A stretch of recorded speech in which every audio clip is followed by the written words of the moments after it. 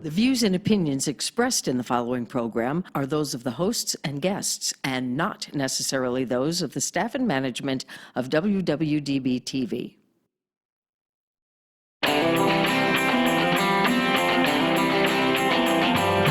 Hot topics, food, fun, entertainment, and serious business. Live Las Vegas with Rikki Cheese.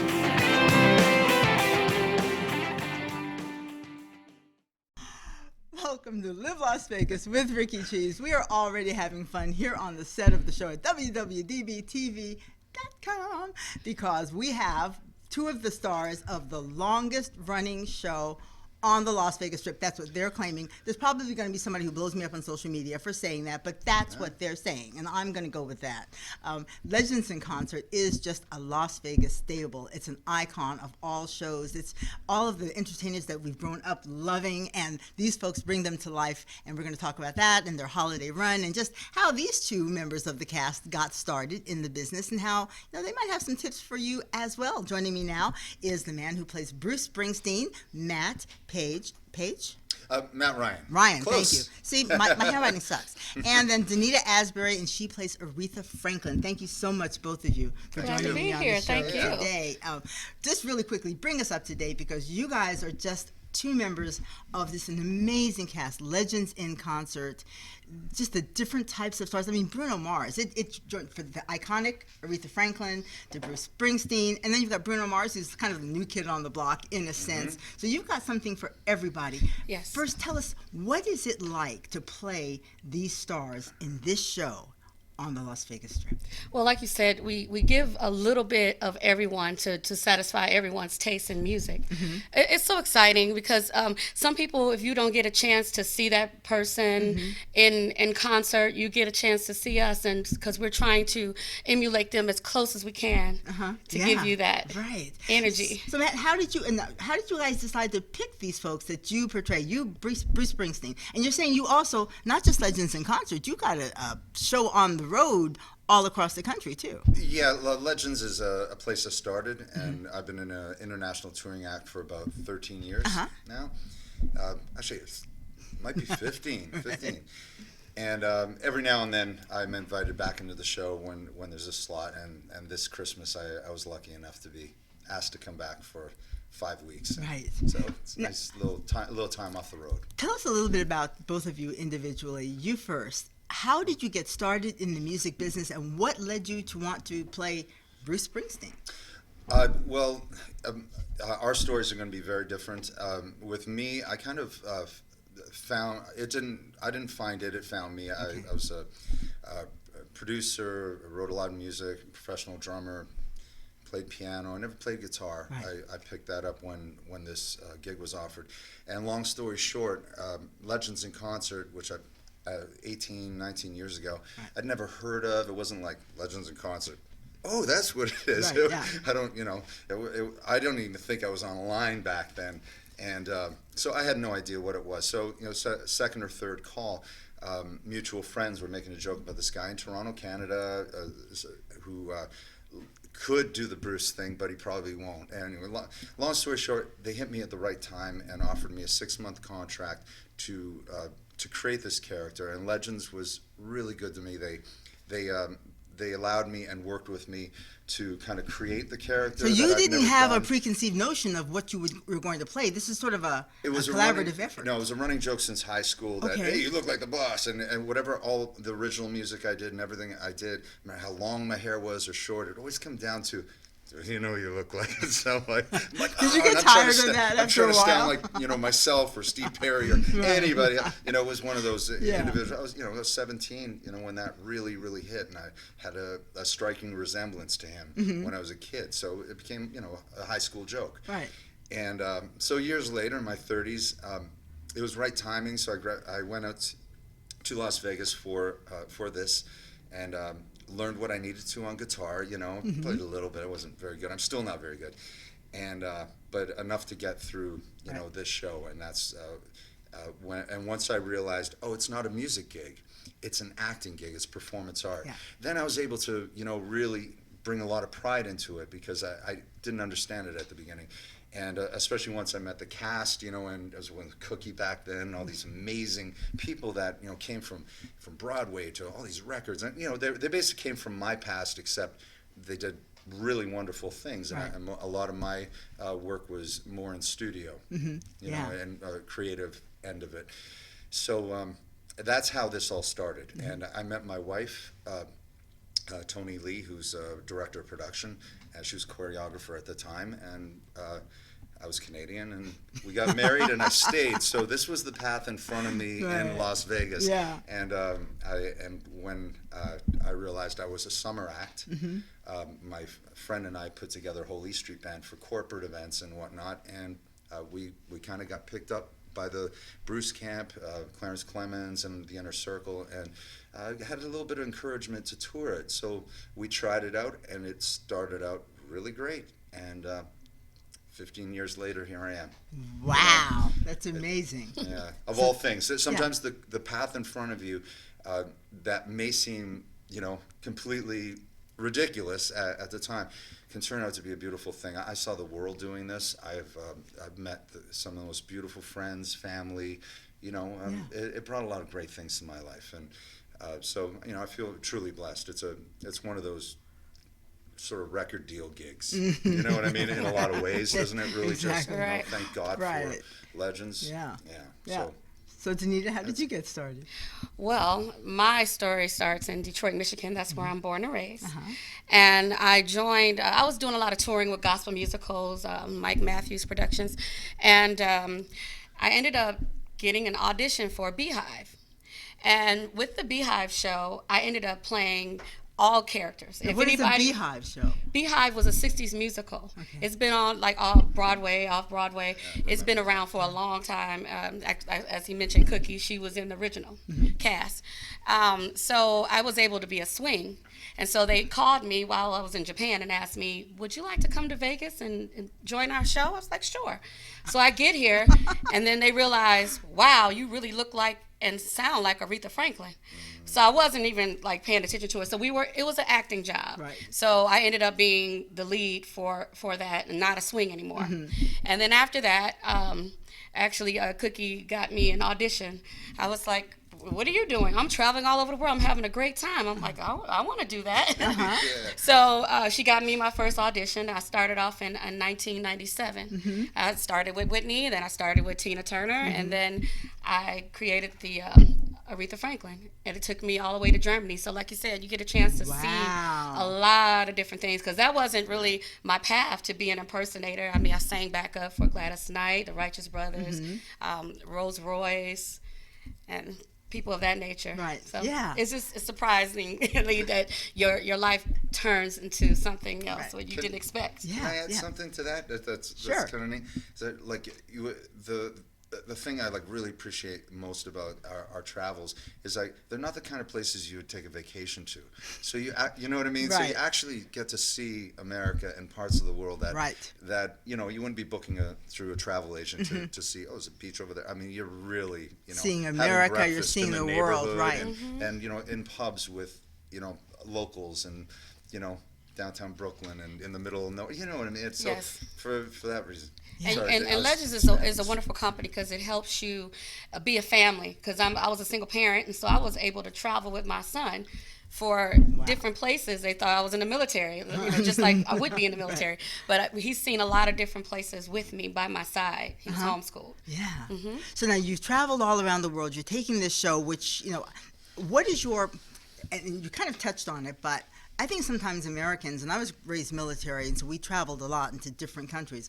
I think a lot of Americans don't realize the impact that we have on other cultures. And so when they see you playing these figures that are maybe even huger overseas than they are here. Tina Turner is a very good example where she said once she got to Europe, she was so loved, she didn't really feel like she had to tour the United States anymore because her European fan base was massive. Do you run into that when you're traveling and you're taking these figures overseas? Are they just sort of like, oh my gosh, this is somebody I've loved since I was a child? Me first? Yeah. With Bruce, Europe and the Netherlands Bruce Springsteen was bigger and is bigger to this day than he ever was in America. Wow. So it is like that. And, I guess, and here, is when we bring it there, it is, it's a whole different experience. I mean, it's very deep for them. Almost religious, Yeah. And if you miss a song, that you really have to do your homework, because all the songs that were they know the popular, words. yeah. all the songs that never made the radio here are just like, what do you mean you're not doing that song? That's our anthem, and you hear thousands of people a cappella just singing the river. Wow. You know what I mean? Like Yeah. in Norway and Sweden, and so it would. The cultures and their social perspective on everything is completely different. Sure. Than in America, but I don't know if I fell off the question. No, that is At exactly least with the my question. character, I'm not sure how Aretha.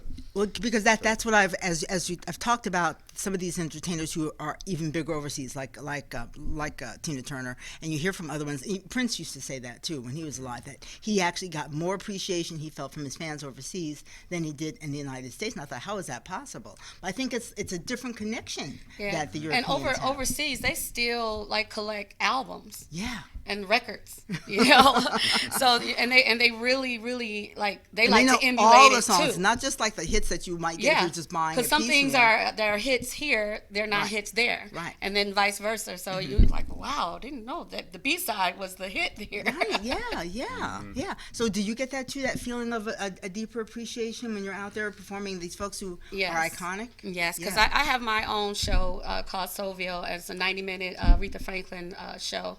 And it just really surprises me. I mean, it's 90 minutes. I try to get as much in, but you end up not getting it all Everything, in. sure. And then they'll mention a song that's like, wow, that's obscure. Okay, I go back and do my homework because I didn't know that was a hit in that country or in that town or down south, or it's just really, really interesting. Yeah, well, and you touched on that too. I think the difference in the musical culture now is because I just recently let go of, because all of my friends and family were just going, that's so old school. But I still had a turntable because, Mama gave me that when I was really young. Getting needles for a turntable anymore is like, I mean, you might as well just go out and buy a Bose speaker system. It's crazy. Still have mine too. Oh, no, right. And in albums. And I was used to an album. All of the songs in a row, and it irritates me to this day if I hear a compilation of something that's like, no, I've got the rhythm of the whole album going, which we don't really have. It told a story. You know what's next. Yes, and you're anticipating it, and it's not that way. And I have to remind myself that the way music is played and listened to now is entirely different. It's more song by song as opposed to an entire body of work put in one place. I think some of the newer artists like Gaga and some of these folks are still kind of doing a little bit old school, but it's really very different. And you guys are the performance that you're representing. That's a throwback to that time, and we're just touching it where everybody knew all the songs on the album, not just a couple that they heard on the radio. They knew them all of them. And we're also getting the younger generation that don't know Aretha Franklin or Bruce Springsteen. They say, oh my God, I didn't even know who that was. My mom played it, my dad played it. I'm going out to get that song. Yeah. And I'm like, wow. I'm glad that they're starting to love it all over again. It's a soundtrack of their childhood too. Yes. So now you're in Las Vegas. The crowds that are coming to see you, are they mostly from overseas and they're having that same appreciation, or are they from everywhere? From everywhere. Yeah. Oh yeah. What do you hear? New Zealand. Oh God, yeah. Japan, China. Yeah. Not that many locals, especially now that you have charged parking on the strip. I mean, right. Forget. I'm not even. I'm a local. I'm like, maybe. I go back and forth about that. When that first came out, it's not the money; it's the principle. Exactly. I was come on. outraged at first. I thought every other major city in the world charges for parking. We're just so spoiled because we didn't have to before. But when you really get down to it, even the prices, please do not stone me and blow me up on social. But it's really still a lot cheaper than anywhere else that you're going to go. No, it's just, we don't want to. That wasn't a negative. I was just saying I'm a local, so I know. I can be a bit of it's still ticking. When I was an adult, I ran away from home for 3 years. A lot of folks know that, and then I came right back home, like most Native kids do. And the first city I went to was Seattle. And my first week there, I've learned two things after a while. In certain cities, you don't drive because they have public transportation. What a concept. And then the other one was, I went to go park. It was an open space, and they wanted money. I said, well, you're going to make me pay to leave my car on concrete, and you're not even going to valet? That concept of paying just to park my car, I couldn't get my head around that. It's like, and nothing, you're not going to clean it, the valet's not going to park it, I just have to pay you money per hour to leave my car there? It's like, this is an outrage. This is un-American. This is terrible. Yeah. So when it caught up here, I thought, oh my God. And I wonder if that's what, and I know I have a hard time getting my siblings to come to the Strip. I think locals have the worst thing when it comes to going down to the Strip. It's awful. Yeah, in our heads, we have a list of where you can park for free, where you can park for 24 hours, you yes. know? Yes, and this all factors in. To me, it's like, is it going to be hard to park? I mean, if I have to, and then finding the little secret ways to park to get into where you want to go. So your days, when you're getting ready for the show, how does your day start? I mean, what's your routine when you're getting ready to become Aretha? Well, actually, I have her in my car all the time. How's that? I have some of the obscure songs so I can get used to it and get to know songs that other people love that was of that generation. Sure. I listen to it every day, so every time I pop it in, I get in the car, and I love listening to her because even though I have been doing it since Aretha, I started doing it like 1999, 2000, there's still little nuances. Yeah. You know, like when I teach the harmonies for the backups, I say, oh, don't sing the wah whoop on a Natural Woman on the second part. Why? Because that's what it is in original. I want to keep it as original as possible. Right. Get all her little, nuances of her voice. Yeah, her phrasings. All her phrases. Idiosyncrasies. Even if it's a ooh. Yeah. Well, she's one, and Springsteen too. There are certain performers, and I'm not knocking any of the new performers because I think the reason why the folks that you play stick out and they make us forget all of the other players. A lot of the performers now, I feel like they could be anybody on the radio. Their voices aren't so distinctive that I can go immediately. Yeah, that's true. When Say who you that is. hear That's Aretha, David Bowie. It's bam. cookie cutter Yes. now. Yeah. Yes.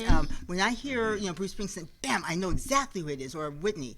There aren't that many voices out there who are performing now that are instantly recognizable. You know exactly. I have who to it sound is. hound and say, who is that? Right. There are a couple of metal singers said this, that the way their voices developed, and I'm sure like all of those little cats found their way through singing and really terrible monitors, not hearing yourself for 2 hours a night. No, back in the day, just through crap. So they screamed and they screamed. They built this muscle and this callus. And I'm 51.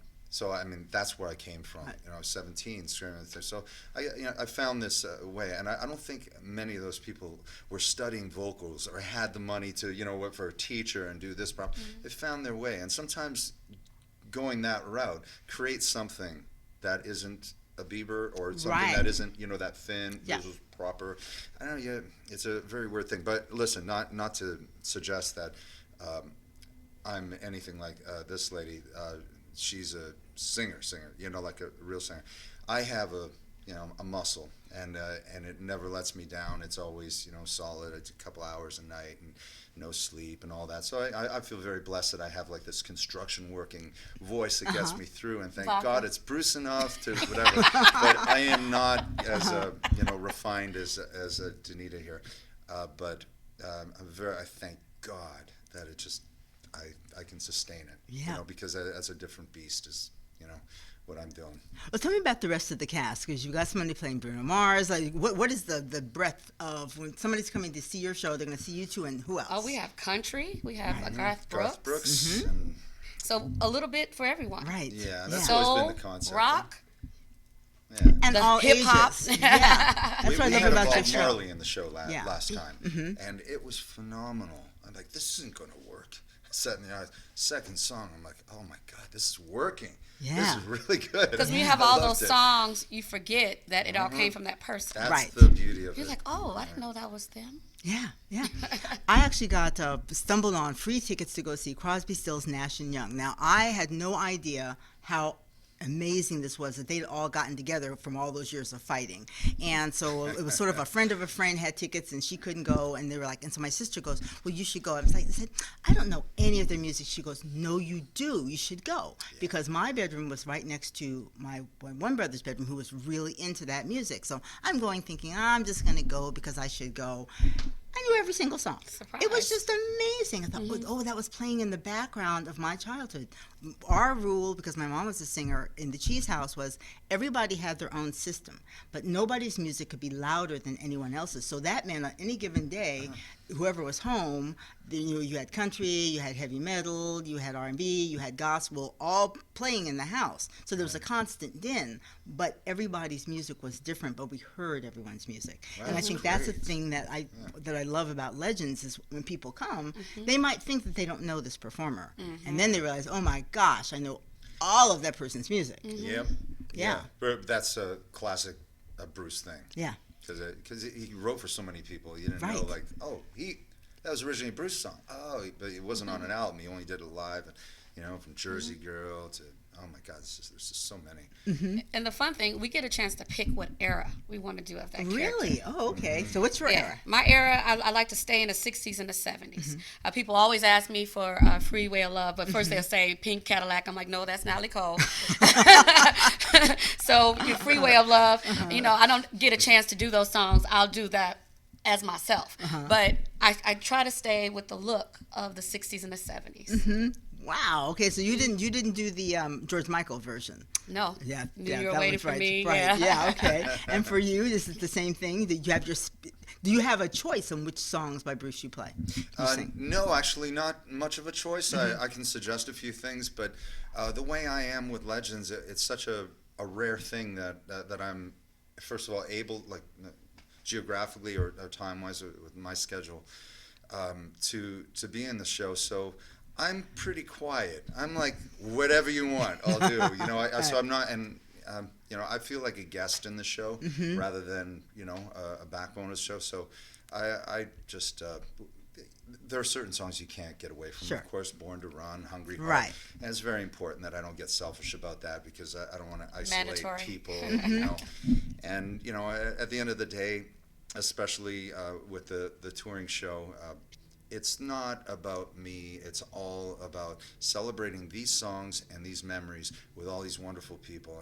And you know, that's one. I know this isn't Legends talk, but as far as character talk, when those lights go up and I see Bald and Gray and 1,000 people drunk in a House of Blues, drunk. I mean, like a lot of things, and no need for security, just all loving and you know, singing along. It's like it's such a beautiful thing to be a part of. So I have a huge disconnect from what I care about or what I want, and it's really more about what I'm supposed to serve. And you know, that's really what it's about. If you want to hear my own songs, we could do that for, I think it's cassette tapes and DATs. I think it's boxes of things tapes. from the Yes. 80s Really? and 90s. And, Yeah. But you know what? It doesn't matter because this is all about the people that, you know, want to trigger memory of like, Right. I don't know Bruce, but I know that song. I'm on Fire. Oh, that was Bruce Springsteen. You know, Right. just little Connects things. it. So I feel like if I could serve that without putting myself into it, at least the way the relationship is with myself and Legends, because you know you see me every 8 years, Yeah. something like that. Right. Yeah, so I'm just blessed to even be in the show. Yeah. And that's a good thing because we all rotate so much in and out. So, like you said, I haven't seen you probably in 8 years working with you. Parties, yes, Right. but Yeah, we yeah. haven't. You know, we have fun on stage and off stage. You know, so we get a chance. It becomes a family. Yeah. You know, you get a chance to see Absolutely. people like, wow, I haven't seen you in a while. You know, the dancers.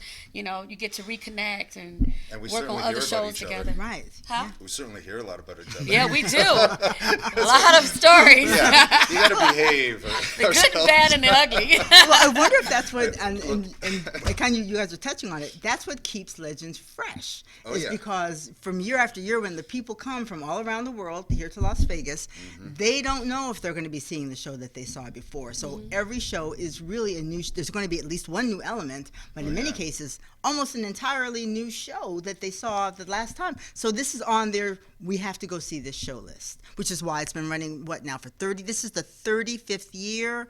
Yeah. 30 years voted like one of just the best shows ever. And I grew up with okay, I will date myself for all the people who say, Rikki, come on, come clean.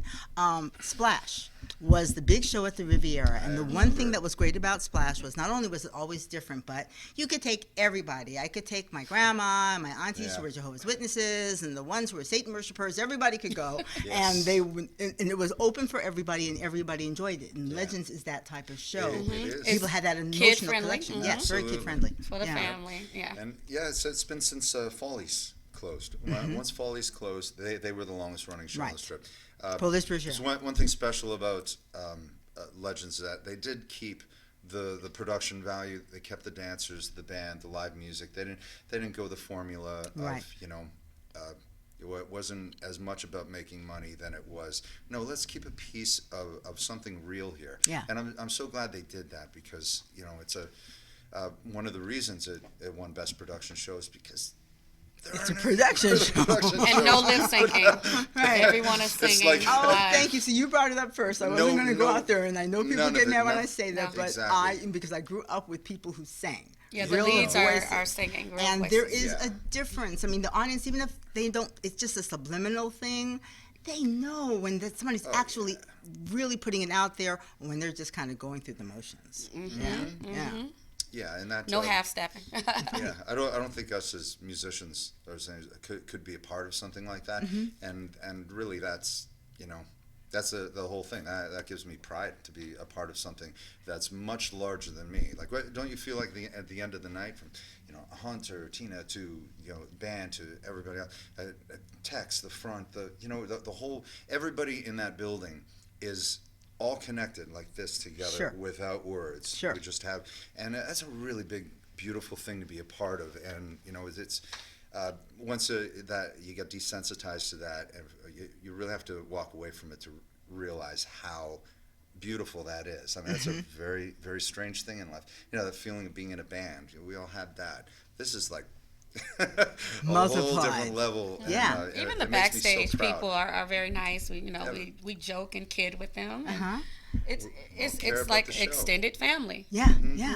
And I think that there's an energy, and I know from when I was in the band, and you can't really describe it to somebody who's never experienced it. And I think maybe a team sports like football, where you've got so many different people, but all together there is an energy, there's a force that's created, and that's what makes it so interesting, because that's what makes it change. Because on any given day, just that one person, if they're kind of a little bit off or something, and everybody sort of compensates for that, and so that energy still stays the same, and everyone is kind of going in the same direction. I know you guys experience this all the time, but I just used to love being on stage, and I would close my eyes and just feel everything, not just hear it, but just feel the energy that was then put forth, and then feeling that coming back from the audience, because that's the beauty of what you guys do, and what you said all around the world. Your fans, the fans of that person, they know all of their music, so they're whatever emotional connection they have to that particular song or that particular entertainer, that's coming this way to you too. That love that they have for Aretha, that love that they have for Bruce is kind of going like this. Yeah, I wear in-ears, but I only wear one because I want to feel the audience. Wow. I want to hear the things that they say to me. I love it when somebody always say, "Oh, you go, girl." And then I can speak back to them. I love it, and to hear the applause and Interaction. Yeah. The love you get from the stage.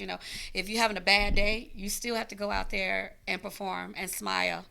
Whether you're in pain, you have a headache, you still got to go and do your job. And then once you hear the audience and the energy that they give you, Doesn't that totally take everything you away. Yeah. bad breakup takes it away. That's funny. I was just about to go to exactly. that. Music, it's got such a memory to it. I mean, there's still some songs, remind me of like my Dodge Omni and my first girlfriend. No, I'm just No, really, no, for real. No, I can hear I'm music. kidding, but you know what I'm saying? Yeah. It's like music and certain songs till this day bring me right back to this place: happiness, sadness, corners, whatever the city brought that I grew up in, and I love that at this age, that I'm triggered Yes. that quickly. So I That truly connection. understand what it is to, deliver something and make people happy. And it's absolutely circular.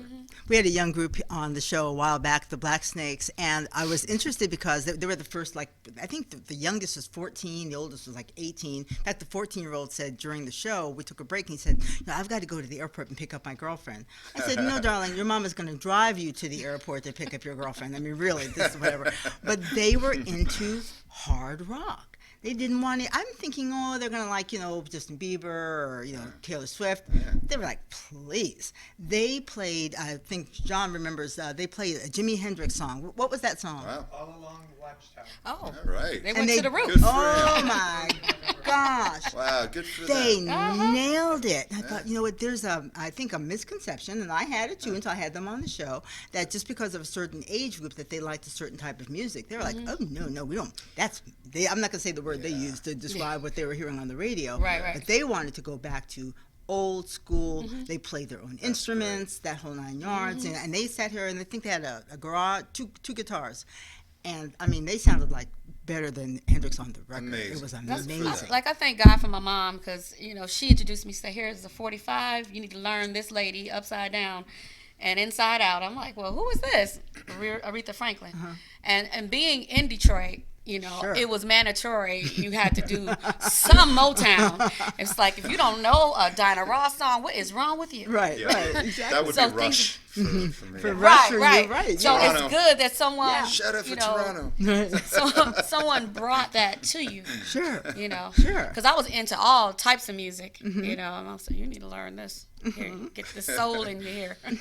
I was in the store the other day, and the song came on, and I was just addicted to James Taylor. And part of it was because I just love that. I've got like a really deep voice for a woman, so it's almost like a baritone. So there are only certain female you can singers sing I along. love, but I can sing with all the guys. You know, so Yeah, I yeah. could sing all that stuff. And my sister just used to go crazy. She goes, "Why do you sing all that whiny stuff?" Because I can sing all that whiny stuff. I mean, that was my thing. So I loved him, even though I loved Aretha. But let's face it, you're amazing. I didn't think anybody could sound like Aretha until I heard you. It's like, who can even begin Yeah, I to try agree. to aspire to that? Yeah, it's Yeah, amazing. it is impressive. Thank you. Makes Yeah. me feel good. It about- takes some about being in this preparation. show No with milk, people like no that. cheese, no chocolate, no sugar. I'm the opposite. Right. Well, I read Do everything wrong. I heard his interview and actually watched it, and I was just talent hopping, and somebody asked Aretha, well, who her favorite singer was. This is the best. She goes, me. Well, that's true. Who's going to top Aretha? If you're Right. Aretha, who are you going to listen to? She was the first woman inducted in Rock and Roll Hall of Fame. Yes, yeah. Yeah. Do you feel any pressure to try to, to go out there and really embody Aretha to folks? I mean, I grew up with pressure, so it's being in Detroit, Motown Sure. singers, it's in the water. Right. Everyone is really good. So to do it, I just said I just have to do it as close as I can and do my best and feel it. Right. And I'll put a little bit of me in there, or because I've seen her in concert like 3 times growing up. So, I can remember it's like I'll put things in there like her little mannerisms and things like if she keep going on with a song, it's like, is she ever going to stop? Oh, here she go again. Oh, here she go again. She comes from the church. And the church, Sure. I grew up with it right down the street from my house. So, I just know the feel of it Right. all. Just keep on going. And just keep going. Yeah. So what were your early influences besides Rush? Well, I started out a drummer, so I got pretty lost for a little while. I think it's a drummer thing. I gravitated to music that was drum based, that excited me on the drums, and so I think it was in my 20s when piano and vocals and my original bands and stuff just became like all of my influences kind of went there, but it was an ever-changing thing. I like things from country. I like just good music, and when you spent a lot of my life producing and engineering and writing and recording music, so I worked with all kinds of influences that came through my life. especially gigging. So it's really hard to say what kind of music. Here's a perfect example. My wife, who's older than me, saw Metallica last night. She's going to hurt you for saying that. You do know Yeah, that, no, right? it's okay. Right. We're way beyond that. Trust me. Take worse than that now. We're tough guys. So anyway, no, I'm just saying, you're talking about these young people and stuff. It's like, no, my wife was rocking at Metallica last night, and I'm too tired for that. I love Metallica. I love heavy music. Sure. I've always been gravitated to, very melodic, heavy music ever since I was a kid. I loved the Police. I loved, country. Oh my God, there's just so much. So Bruce, I'd never owned a Bruce record, but I knew and loved a whole bunch of songs that that I couldn't miss. The Rosalitas, the Born Gee, how do you not love these songs? So when I dug into the catalog and looked at 400 songs, it was so humbling, especially as a songwriter. I wanted to quit. Right, It was yeah. like, okay, you know what?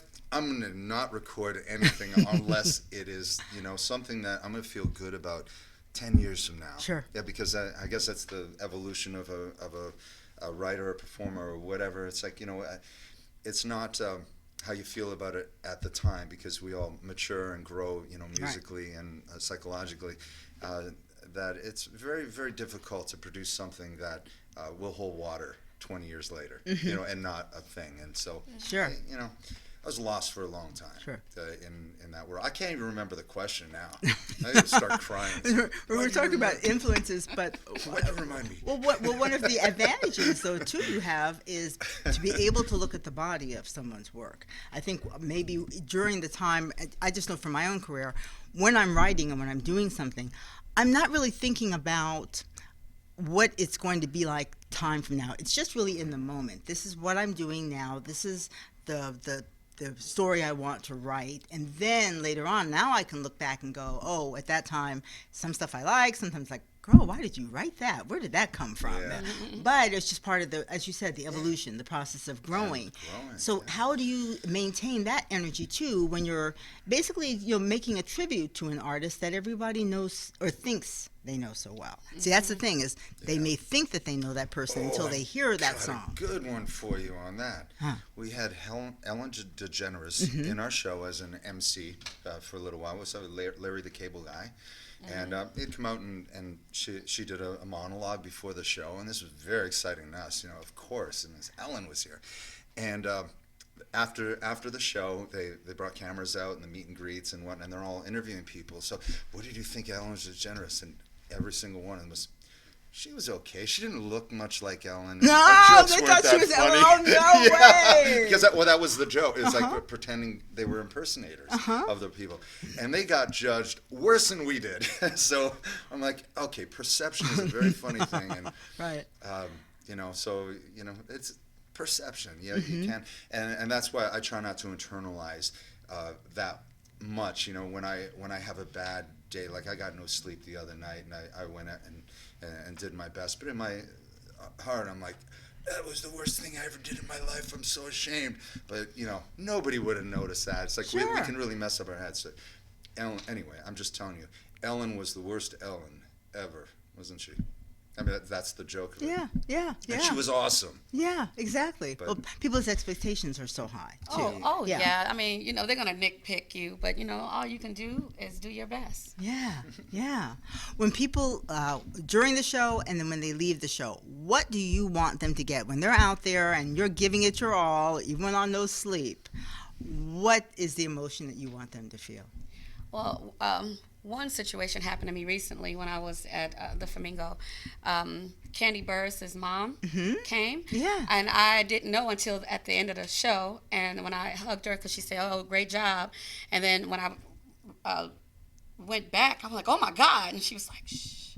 And then she took me over to the side, talked to me. She said, "You're gonna make me put my Aretha Franklin CD back in my car."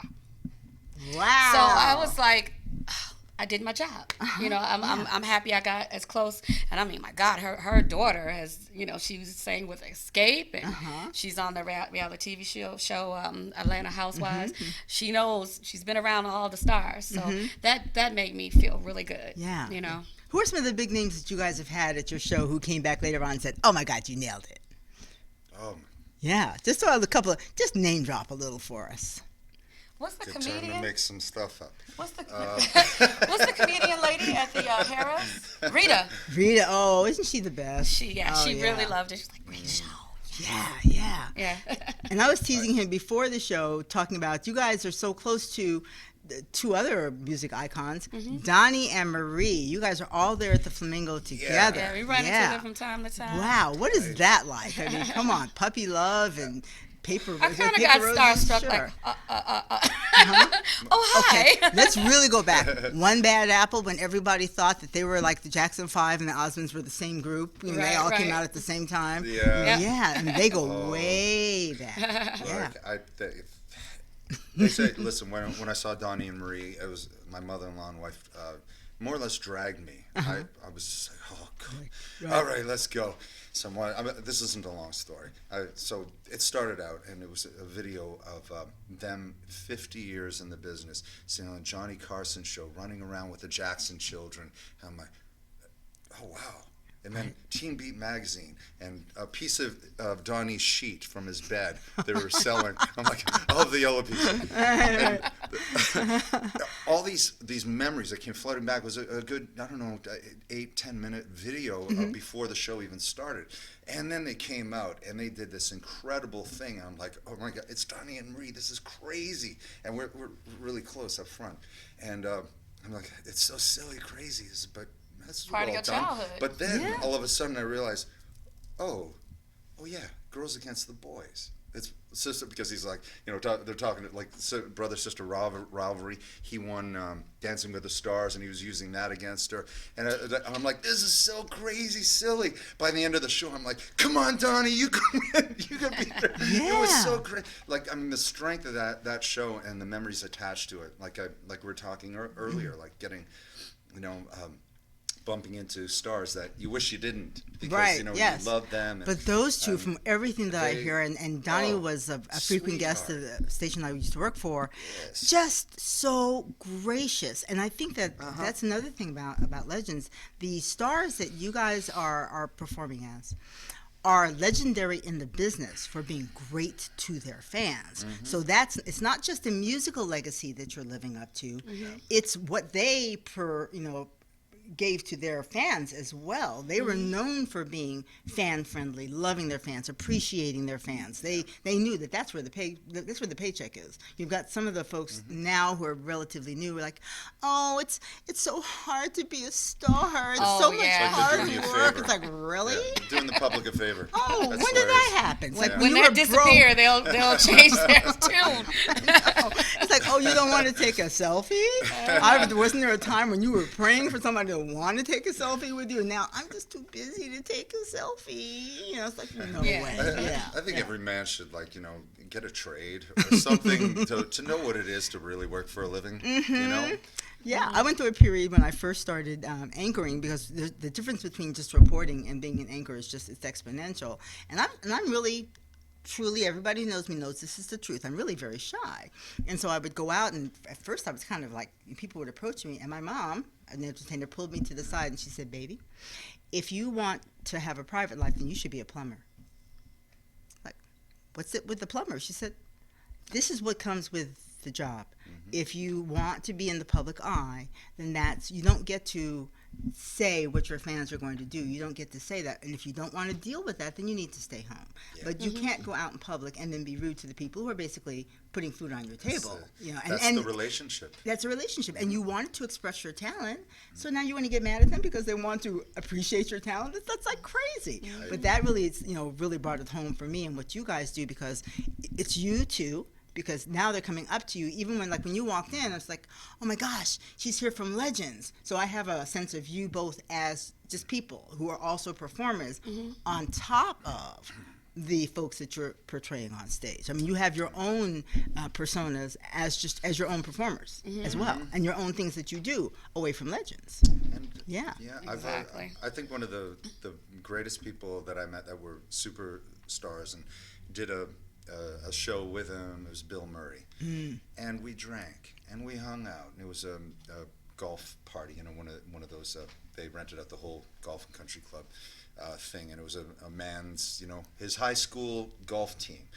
Guy was so down there, such a beautiful man, but, we got, drunk together, laughing together, hung out with us, Real sang people. a couple songs, and he was nervous about singing Badlands, and he was telling me a story about like when he was the Lounge Lizard on Saturday Night Live, and he sang Badlands, and he was talking to me while we're like this, and he was getting smaller and smaller as we were talking, and he was saying, and it was very emotional for me because it was all about my friends that I had lost, and he was talking about Gilda Radner and I'm like, oh my God, Bill Murray's like sitting talking, like an ordinary Joe. He was such a beautiful man.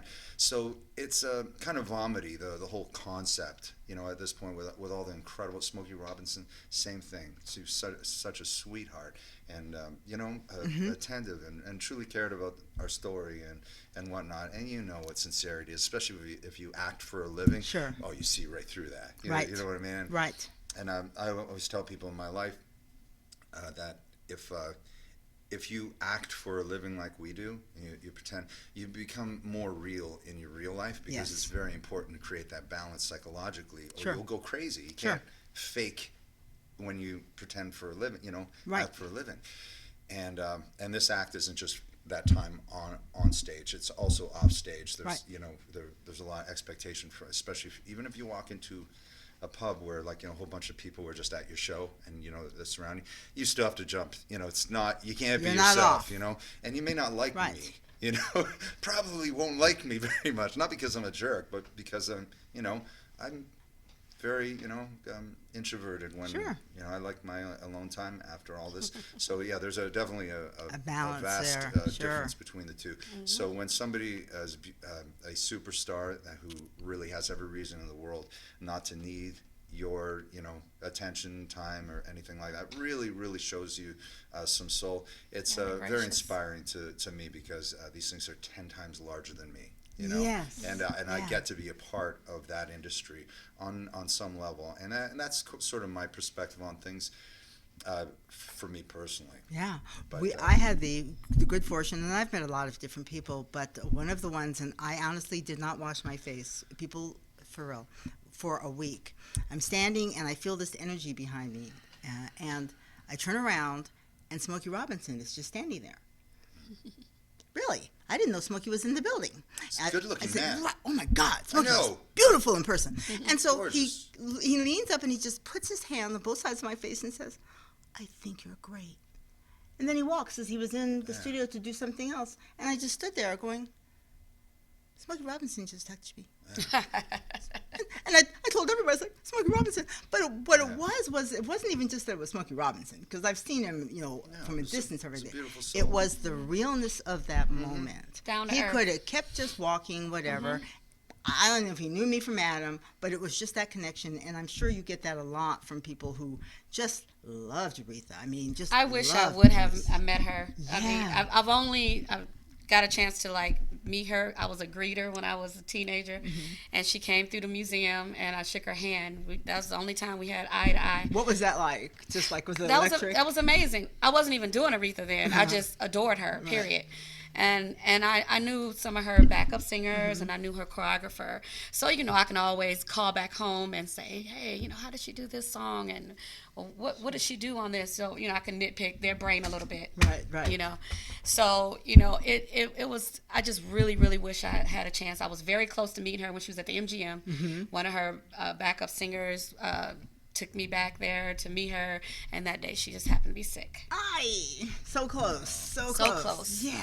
But I know a lot of people around her, and I got a chance to meet. I was in Florida for Legends, and Wendell Anthony, he's a NAACP president of Detroit, and he said, I'm having dinner with her tomorrow, and I have to tell her how much you look like her and sound like her in the 60s. Wow. He said, you really freaked me out. And that's the ultimate Yeah, compliment, certainly too. have. That close.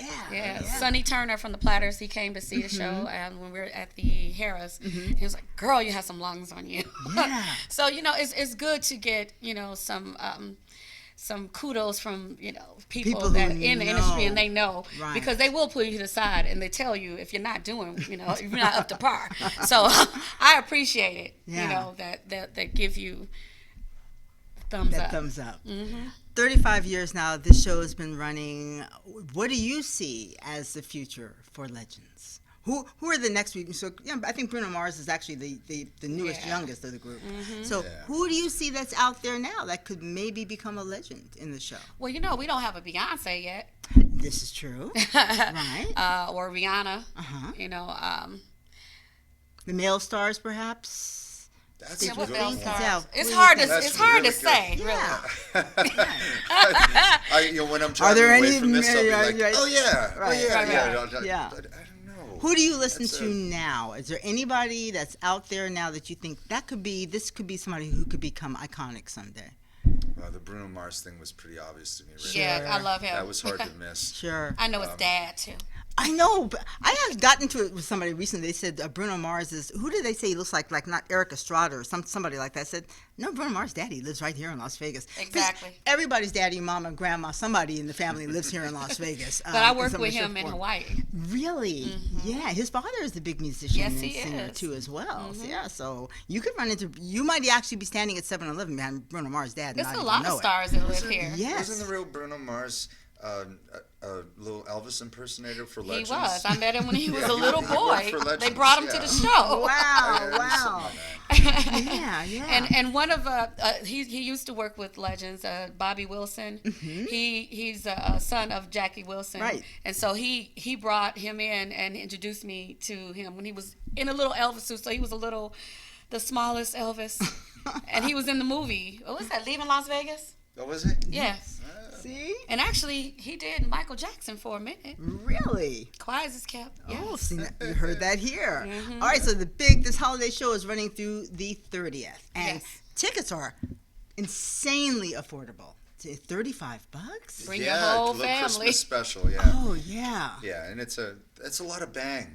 Really, I mean, the kids are making it really special. You know, you And know tell us about the kids? also really quickly, you got local kids who are involved in the choirs and the bands who are also Choirs performing. and dancers. Right. Yeah. Every night is something different. It's awesome. Yeah, bring some community Yeah. into the thing, and it's been great for the kids. And, So and it's- actually, one of the ex-dancers for Legends, she has her own company called Musicology. So she's bringing her kids in, dancers and singers, and her husband is Oliver from Madonna. Remember Wow. the boy dancer, Yeah, Oliver? yeah. That was in Truth or Dare? Vogue.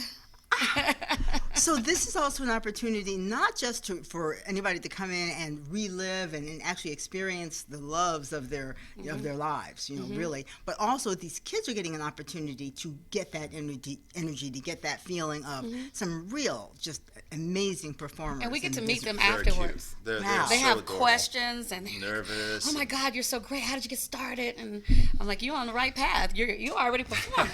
Yeah. Because I told them, oh yeah, I started when I was about 8. Really? Like yeah. Yeah. So they want to hear and see. Oh wow, this is where you can lead. Right. And this is other things that I do too. That if you're not a star, there are other things. So many different avenues you can Right. take. We were talking about that, Matt and I, before the show, that it's people tend to think if they're not in the business, they see the singer, the performer, or the musicians. They don't know that there is this huge cast that makes all this possible. You got the text, you got the lighting people, you got the producers, you got the people who are writing, Sound. you've got you got And then all head, of this then stuff. head office. Yes. Like mission Somebody's control, gotta run the and, you know, business it's about It's this. deep. Yes. It's Yeah. deep. So we all see each other's faces, sort of. It's all a big part A of. well-oiled machine. Yeah, and these kids now here, local kids get to come in and see it up close and personal and actually perform, because there's nothing like that, to actually Yeah. perform in that venue. And I love of the way just- they look up at me and go, Yeah. "Who's that sweaty big guy? what is that?" Yeah, He's not loud. A clue, not even a clue. Why is he yelling in the microphone? Yes. Well, my guest today, I'm so grateful to have them on Live Las Vegas with Rikki Cheese. You got Matt Ryan, who plays Bruce Springsteen. You've got Denita Thank you. Asberry, who's Aretha Franklin, and Thanks. there's a whole cast of other characters. You got Bruno Mars, you got Garth Brooks, and then you also have the opportunity to see local kids, the next up and coming legends per se. Maybe. So you can look back and say, I saw you back at the 35th anniversary show, the holiday show, going on at the Flamingo, Las Vegas. How can they get tickets ahead of time? What do they need to do? Oh, they can go straight to the Flamingo or Right online. to the box office or online. Right. Yes, easiest way to go. And is this one of those things where can you get your reserved seating, or do you have to just show up and then you get seated anywhere? Because I've never actually been to your venue. You know, That's I a don't good- know. That's a good question. We've got one. So how does this work? Yeah, I don't think there are numbered seats, right? It's like old And then school. you just come in and sit down. First I think come, it's one of first the last serve. rooms First that serve. like Mater D Sure. will seat you and whatnot. So That's good. yeah, I think some old school You rules pick at your the seats. Flamingo. Yeah. I It's love the very that. last of if the you old can school I stuff. know you can get there early and That- then get your seat that you want. When they started going to this assigned seating, that just drove me crazy. It's like, no, I It's- want to sit where I want to sit. You know, those old Right. showrooms, So, yeah. Flamingo Right, right. Tropicana. I think that's it. That I probably don't- I think, is. but I don't go out You anymore, never know. so Right, I can't yeah. tell you. Thank you very much for being on the show. Thank you for Great having us. holiday season. And once we get past the holidays, I want to have you guys back on and some more members of the cast, because I really think that this is just, I'm just, as a, as a local, this throwback when there's something there for everybody and every age group, and Yeah. that everybody can enjoy, because it's real music and real singers. We're very and it's proud of that. fantastic. Yeah. Thank you. Yeah, Thank you so much. And we want to thank you for joining us here on this edition of Live Las Vegas with Rikki Cheese. Have a great holiday season, and you must make this show, Legends in Concert, part of your holiday routine. We'll see you back here next time.